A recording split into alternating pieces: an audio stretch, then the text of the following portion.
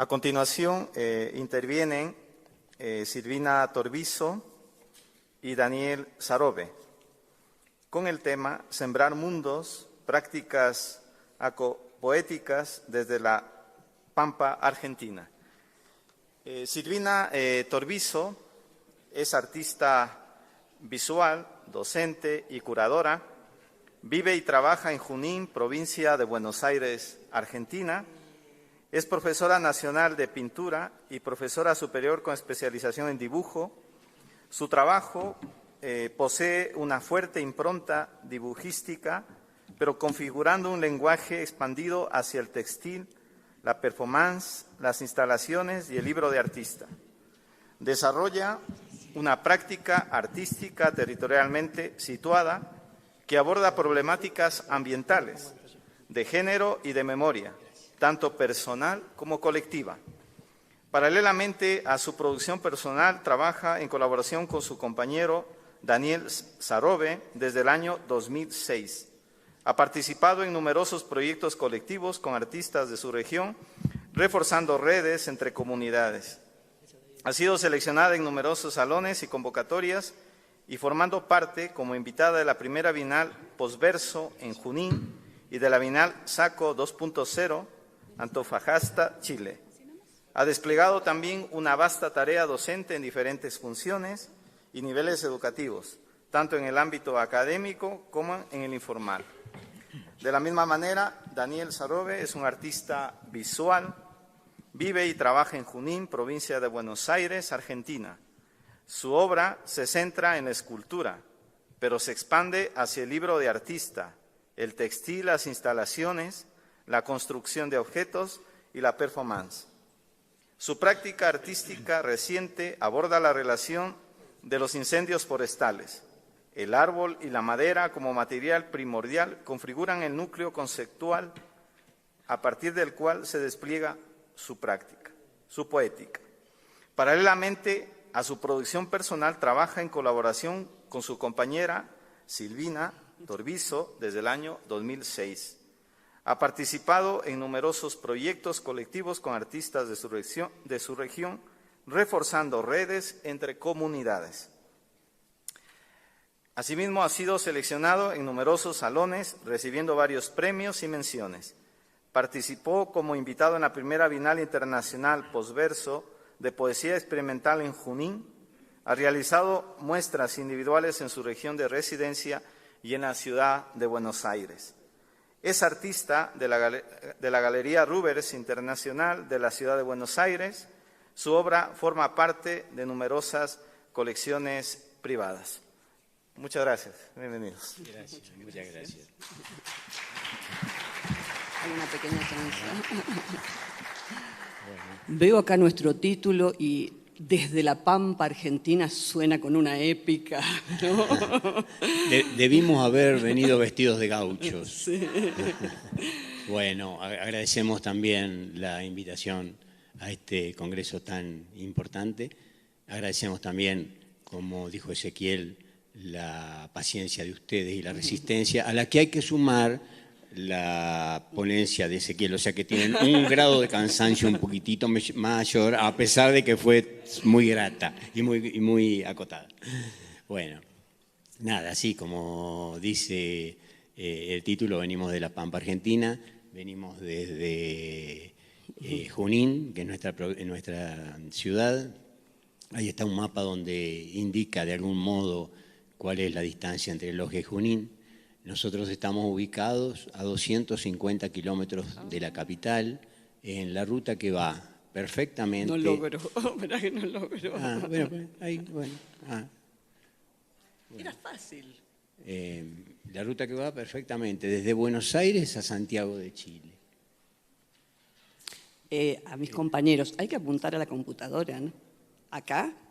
Gracias, bueno, gracias. Bien. Ahí está la ciudad de Buenos Aires, Santiago de Chile, nosotros estamos perfectamente porque es una línea este-oeste perfecta.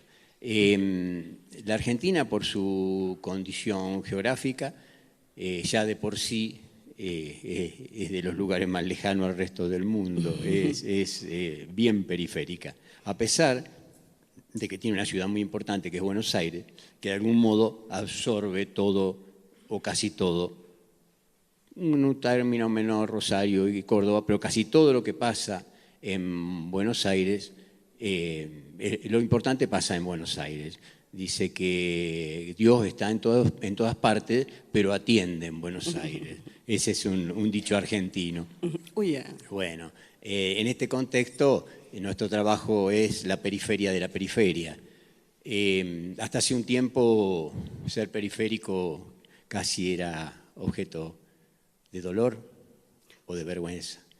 Pero hoy las cosas han cambiado un poco. Hoy hasta hay un cierto orgullo de ser periférico. Cuando vemos el trabajo que hizo Dagmara, que está haciendo Dagmara, que se encontró una zona no solo desértica en el norte de Chile, desde el clima, de lo geográfico, sino también desértica de lo cultural, y ha logrado transformar ese espacio en un lugar ya emblemático, importantísimo en el contexto del arte latinoamericano, podemos ver que la periferia de algún modo puede ser un lugar de referencia. Cuando escuchamos a nuestros hermanos, nuestros amigos españoles contándonos de ese museo hermoso que están desarrollando, de algún modo conviviendo o pudiendo vivir y resistir desde esa grieta que dejan los grandes espacios y los grandes museos, también vemos que se puede resistir y hacer desde la periferia. Entonces eso de algún modo nos reconforta.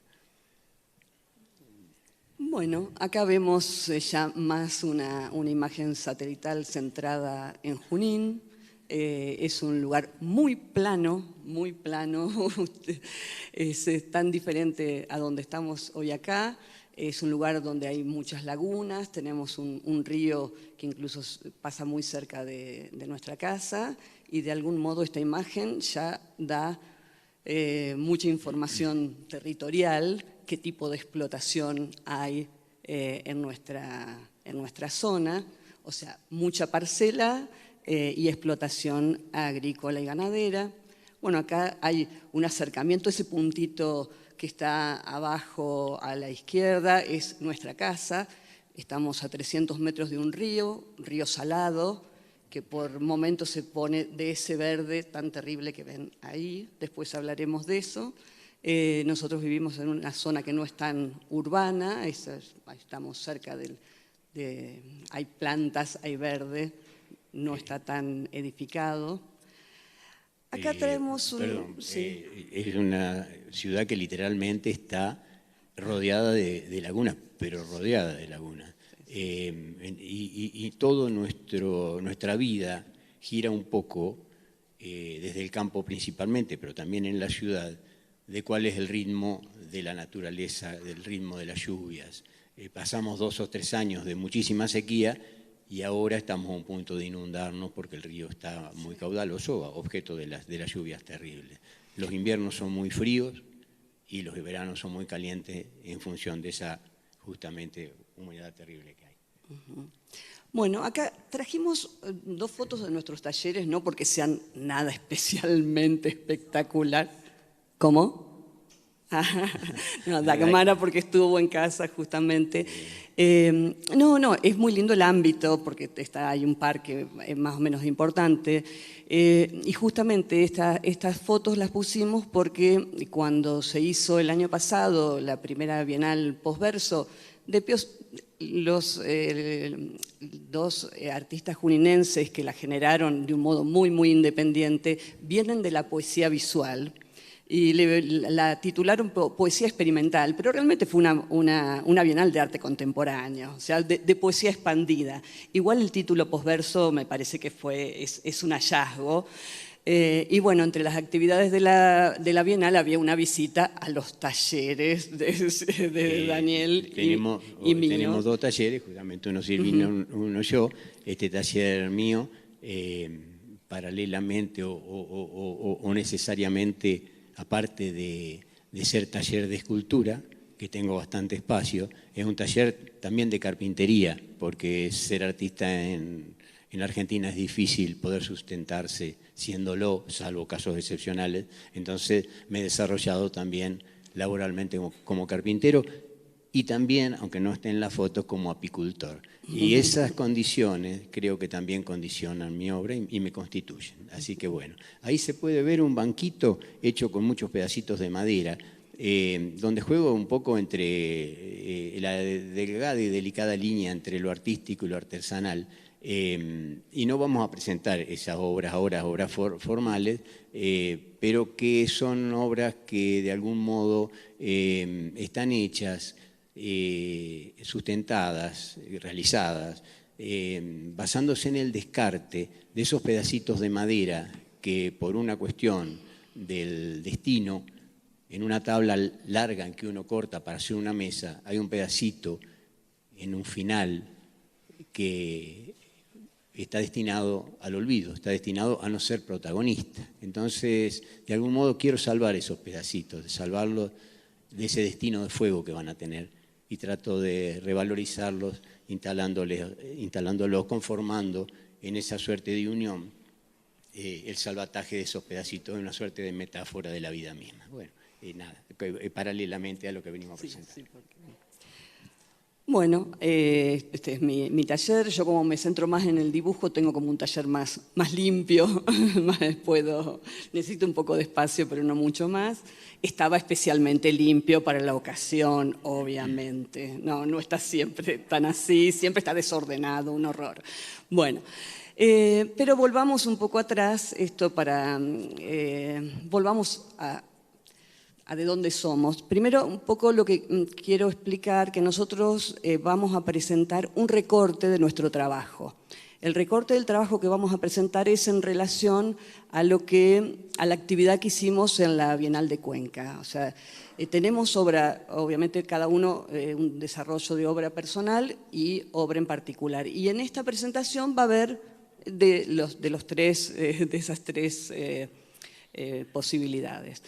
Voy a empezar a hablar un poco de un trabajo, de una serie mía que es bastante vieja ya, y que partió hace más de 10 años de mi contacto, tal vez tardío, con el Google Earth. Ya ahora es algo, si se quiere, remanido. Pero lo que me ocurrió en ese momento es que, haciendo una investigación para otra cosa, otro trabajo, encuentro estos círculos, esta imagen que me sorprendió. Incluso no soy nada ni esotérica, le pregunto a Daniel, ¿qué son esos círculos? Creí que era algo así como ovnis que se habían instalado, pero eran muchos, o sea que si hubieran sido ovnis. Bueno, finalmente son formas de riego. No sé si ustedes tal vez sepan todos qué es esto, pero bueno, son sistemas de riego que determinan esa forma circular. Y bueno, y aparte de esos círculos, me llamó la atención muchísimo esta especie de diseño del capitalismo. O sea, encontré una gran belleza, ambiguamente tal vez, entre estas marcas de la propiedad privada que generan este tejido, este diseño, que es claramente hasta aquí es mío y hasta aquí no, y en general el hasta aquí es mío es de unos pocos, ¿no? Pero bueno, de todos modos para mí fue como una imagen que durante varios años trabajé a partir de esto. Bueno, muestro una serie de trabajos.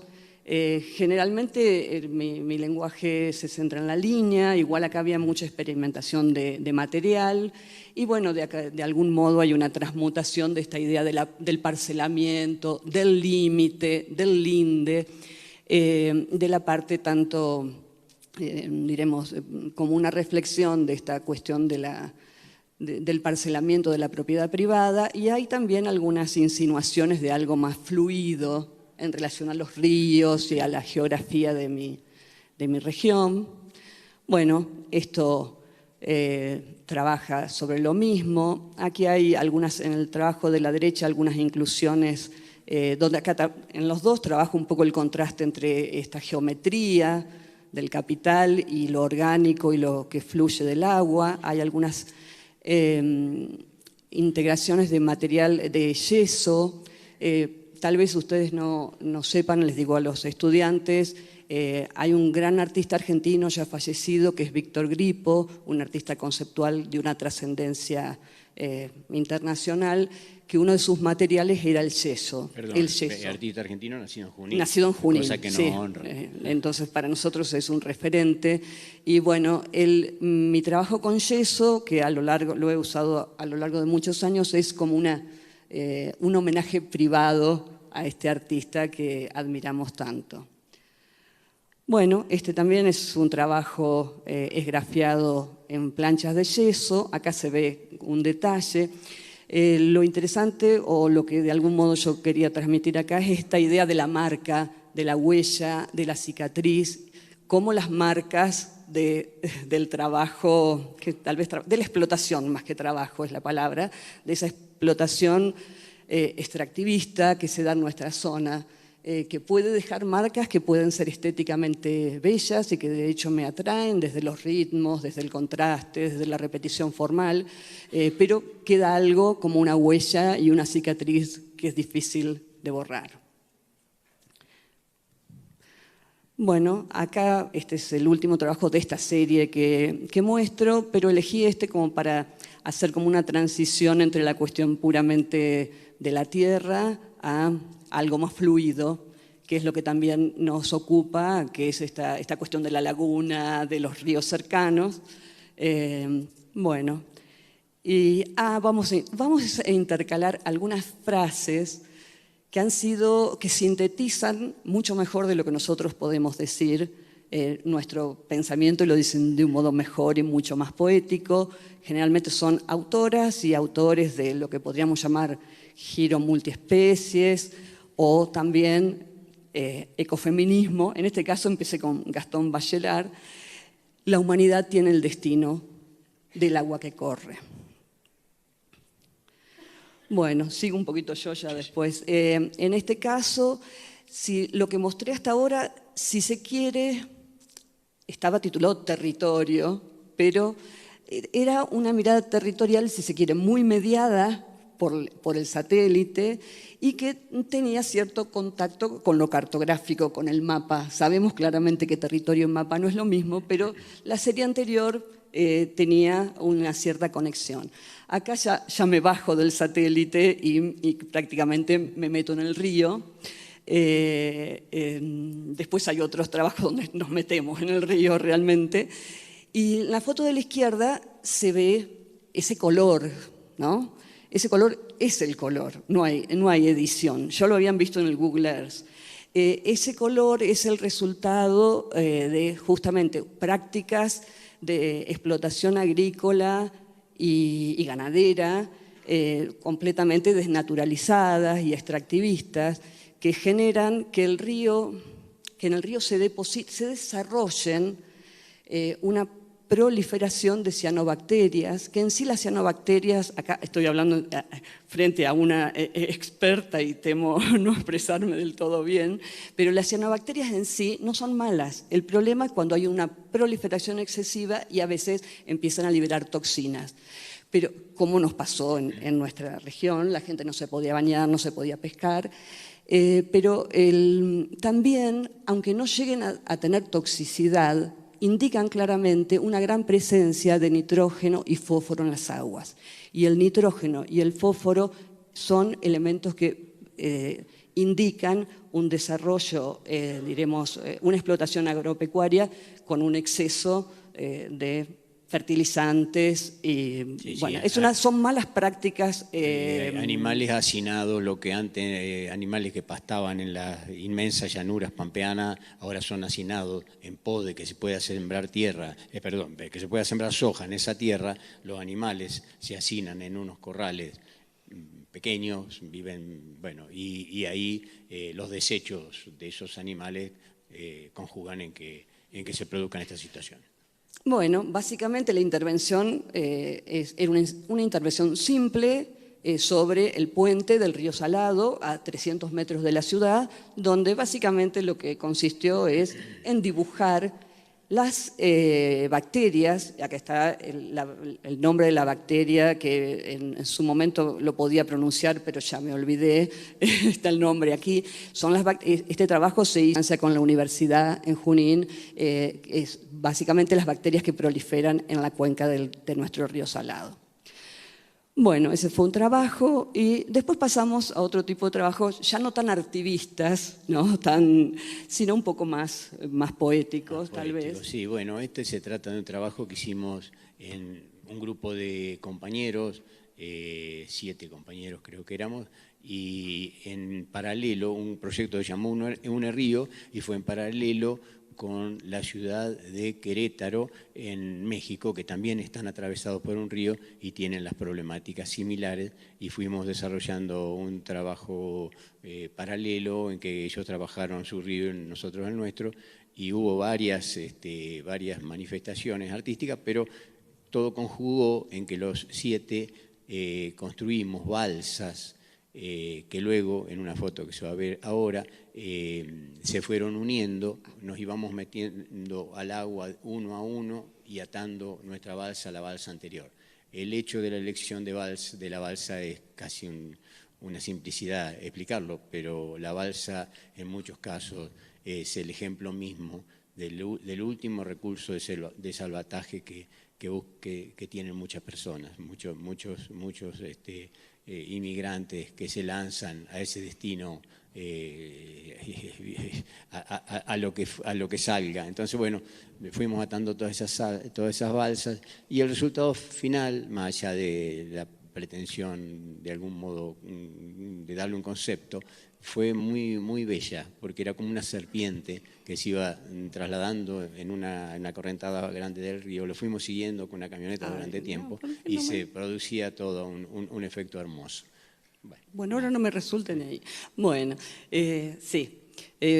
Obviamente es una acción como mucho más abierta a la interpretación, que justamente no queremos dar muchos más datos porque fue algo realmente de una inmersión más poética e incluso más corporal, que de hecho, ya en nuestra edad avanzada, nunca nos habíamos metido en ese río, ¿no? En esta cosa como de darle la espalda al río, como pasa en la ciudad de Buenos Aires también.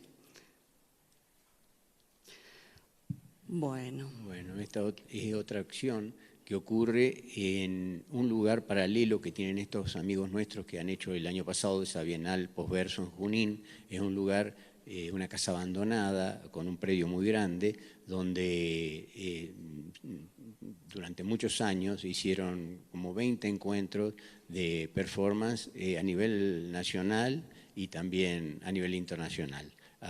Incluso ha ido alguna... sí, María José Machado, de acá de Ecuador, ha estado también en Junín, en este lugar. Visitó un par de veces. Bueno, acá estamos vamos a construir una especie de refugio. Esas vigas que ustedes ven no son fortuitas, pertenecen a un trabajo anterior que habíamos hecho en el Museo de Arte Contemporáneo de Junín, que dicho sea de paso es muy interesante, muy importante y atrae mucho a artistas nacionales que intentan exponer ahí, porque es un lugar maravilloso.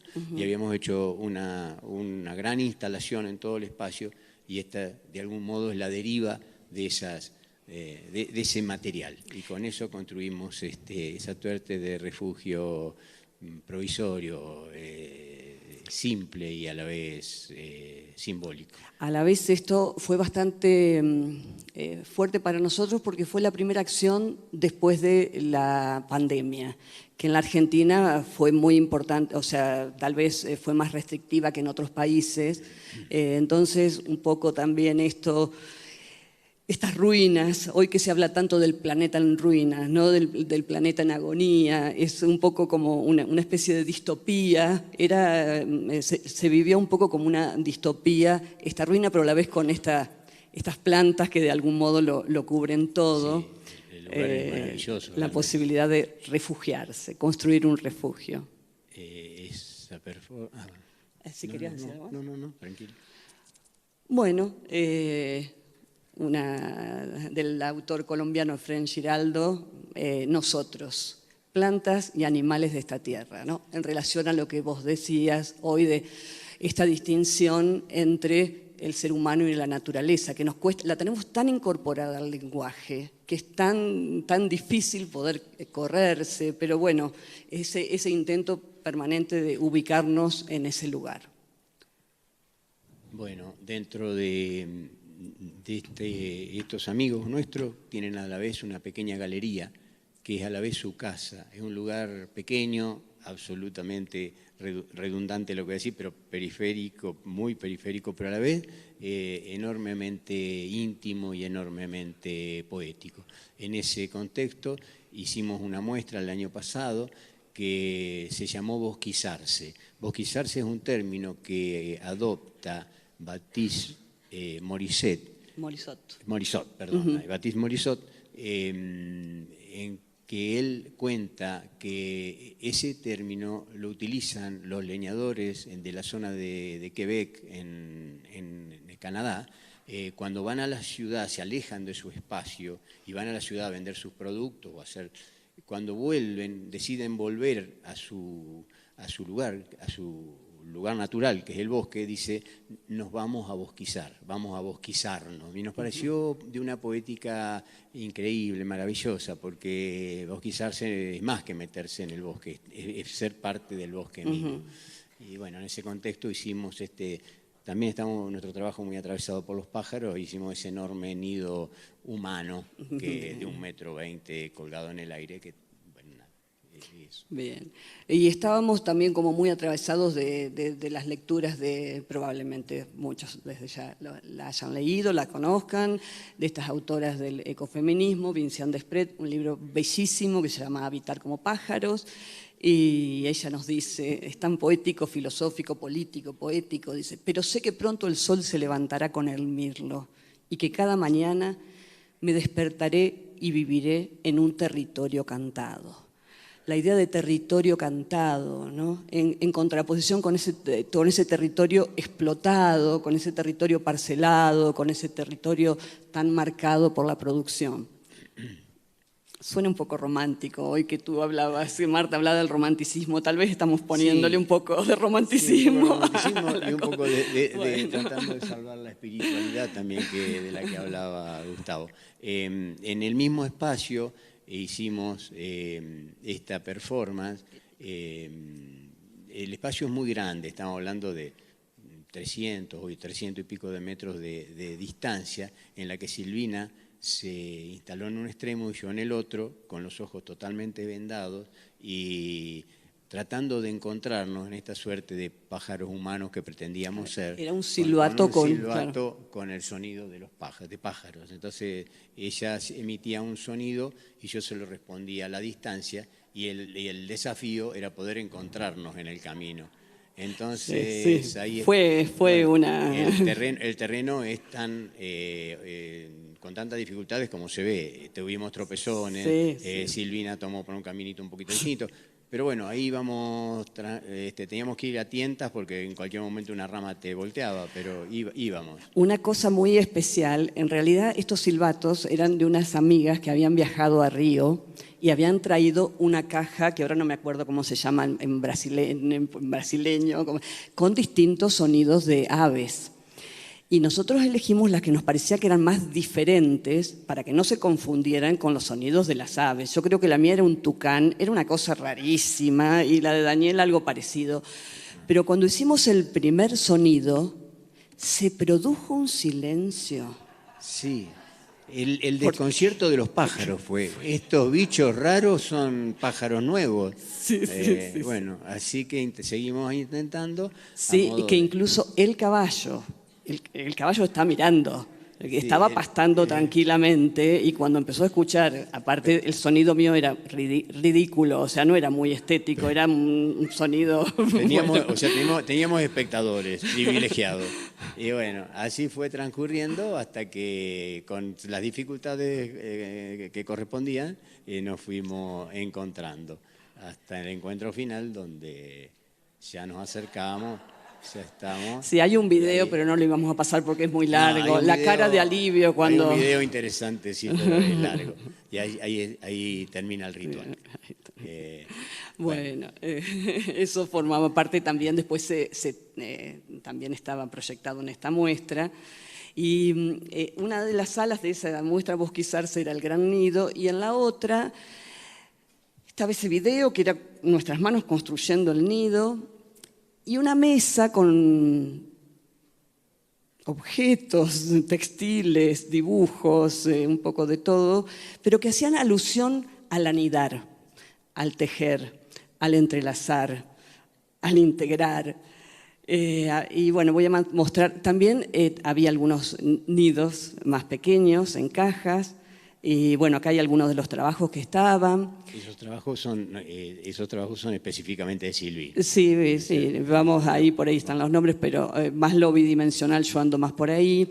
En estos casos son textiles de cartón, a la vez el cartón está a veces patinado y en el caso de la izquierda son fragmentos de poemas de varones y mujeres latinoamericanas que hablan de la memoria. Y bueno, después también está eso mismo tallado en yeso, pero siempre sobre esta idea de pensarnos no como una individualidad, sino incluso biológicamente como seres que estamos incluso atravesados por otros seres, incluso por mecanismos de simbiosis.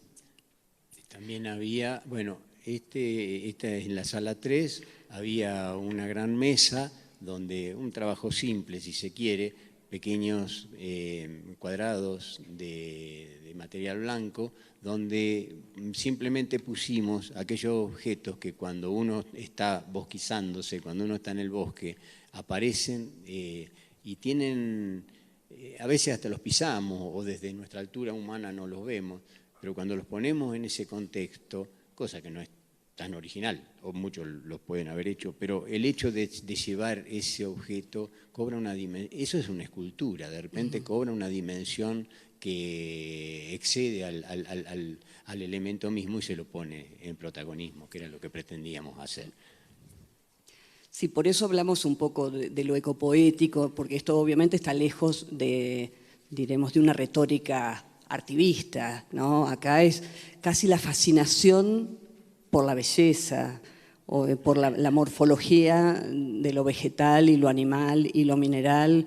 Incluso intentamos recolectar aquello que no fuera especialmente bello, sino esa recolección más mínima, como cuando Alberto Greco salía a la calle y no señalizaba con sus vivoditos las personas más bellas, sino un pájaro muerto, un anciano, todos y todas y todes. Bueno, acá, ¿qué haces cuando tu mundo empieza a desmoronarse? De la autora chino-estadounidense, le vamos a decir directamente Anna Tsing. Simple. Bueno, y ahora vamos a pasar más a una serie de trabajos más de Daniel. Esto es una instalación que hice sobre una mesa donde trabajo recolectando también, en este caso, algunos elementos naturales, y también me gusta ese pequeño espacio, caja, museíto, una caja donde pasan cosas, una caja libro, donde pasan cosas, donde se puede tener un bosque, por ejemplo, un bosque quemado, en este caso trabajo que hago bastante, lo del bosque quemado, trabajo sobre ese tema, o la simple recolección de plumas y algún nidito, o cenizas y algún carbón, que puesto en ese contexto cobra, me parece, es llevar un poco la poesía a la cajita humilde. Bueno, este otro trabajo donde también trabajo sobre esa cuestión del salvataje de las maderitas que se pierden, y todas tienen un color tan diferente, lo cual nada de esto está teñido, todo es la madera en estado normal. Las atravieso por pequeños pedazos de madera quemado con una técnica japonesa, Shou Sushiban, para darle ese dramatismo de la madera quemada. Y se llama otros modos de nombrarte, hace alusión a los distintos nombres que tiene el bosque en distintos idiomas, originarios y europeos. Paso medio rápido. Bueno, esto es lo mismo, pero con la palabra árbol. Una Este es un librito que me encantó hacerlo. Tomé una porción del poema del mexicano Villaurrutia, donde dice: y mi voz que madura, y mi voz que madura, y mi bosque madura, y mi voz que madura. Me pareció un juego de palabras tan maravilloso que... El nombre del mundo es bosque, Úrsula Le Guin. Bueno, y acá hay Este otro trabajo es una instalación también de una suerte de conciliábulo de árboles rindiendo homenaje a un nido quemado. También con esa técnica japonesa quemo los... Ahí está. Este también es una derivación del otro, donde de algún modo uno los distintos árboles con una suerte de demostrar la unión del árbol, que hay bosques enteros que están conformados por un solo árbol que va derivando a través de sus raíces y naciendo árboles nuevos y conforman. O bien bosques que se unen a través de un lenguaje de los hongos, ¿no? Del micelio que los va uniendo entre ellos. Bueno, hace un poco alusión a eso. Ese otro trabajo que hice también con el rescate de las maderas del galpón, un gran cuenco de 1,20 m, donde pongo también pedazos de madera quemada para darle en ese contexto una... Bueno, y acá ya nos quedan 2 trabajos nomás para mostrar. Esto también fue en la muestra central de esta Bienal, posverso. Allá abajo se ve el ploteado en el Museo de Junín. En este caso era una serie de nidos. Obviamente estos son tejidos, son objetos textiles. Los nidos los hicimos nosotros. Tejidos y quemados, y están apoyados sobre una capa de cenizas. Acá hay un...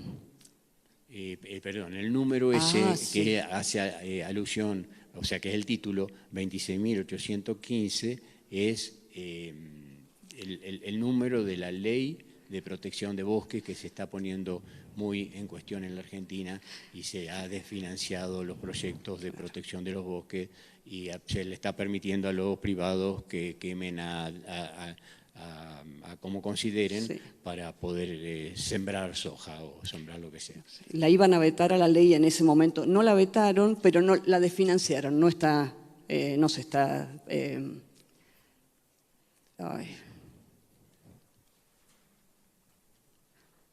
Bueno, acá hay un detalle, una parcialidad donde se ven aparte, bueno,